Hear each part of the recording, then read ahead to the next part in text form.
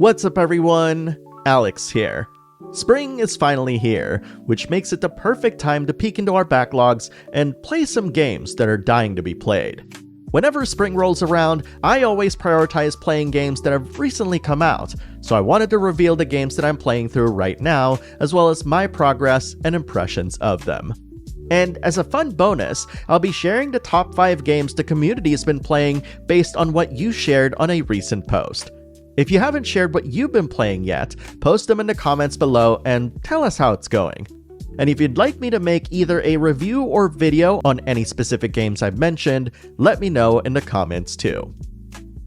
I remember hearing about Eternal Strands on Blue Sky and how it's the first game from Yellow Brick Games, which is a studio founded by Mike Laidlaw, who used to be the creative director of BioWare's Dragon Age series, along with other former employees.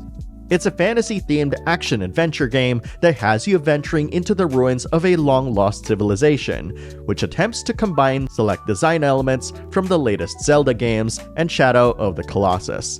For the most part, I think it does a pretty good job of borrowing the stamina-based climbing from Zelda, as well as its elemental-based gameplay, where you have to wear the right armor to protect yourself from cold or heat, or even manipulate these elements in one way or another.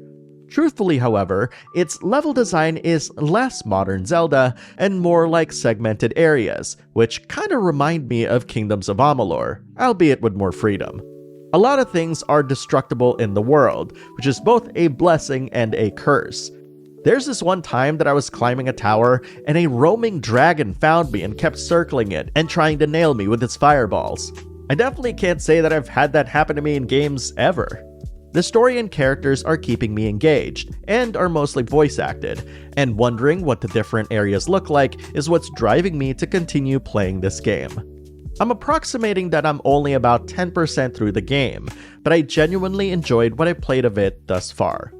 Eternal Strands is available on PS5, Series X and S, and PC.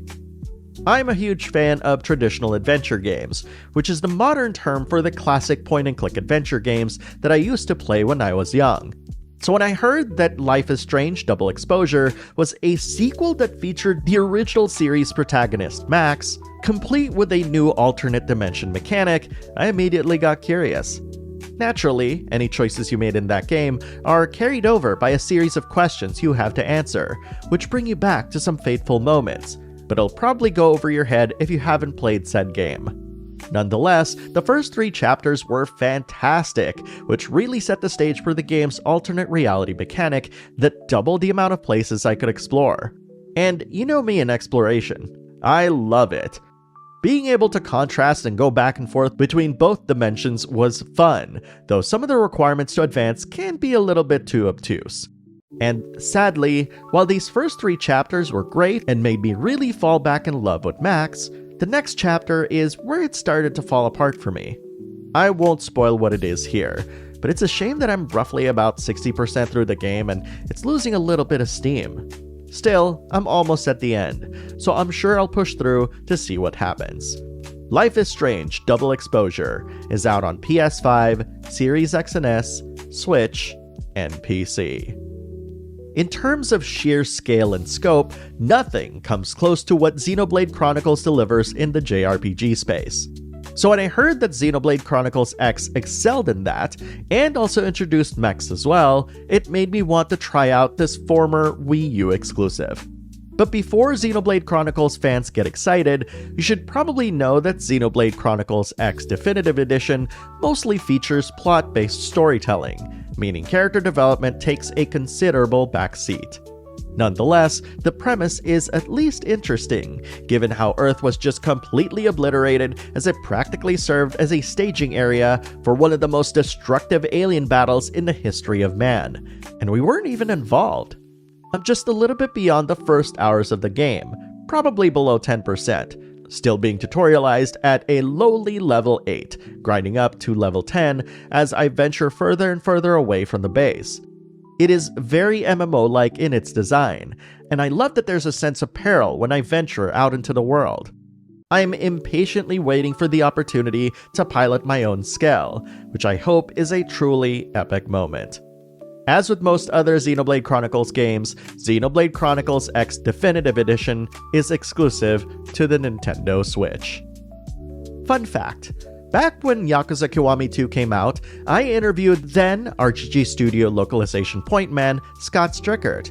And after that, I casually pitched him the idea of making Yakuza side stories, using Majima as an example, since the series quote-unquote ended with Yakuza 6 The Song of Life, even going so far as to say, y'all know that people love Majima ever since Yakuza 0.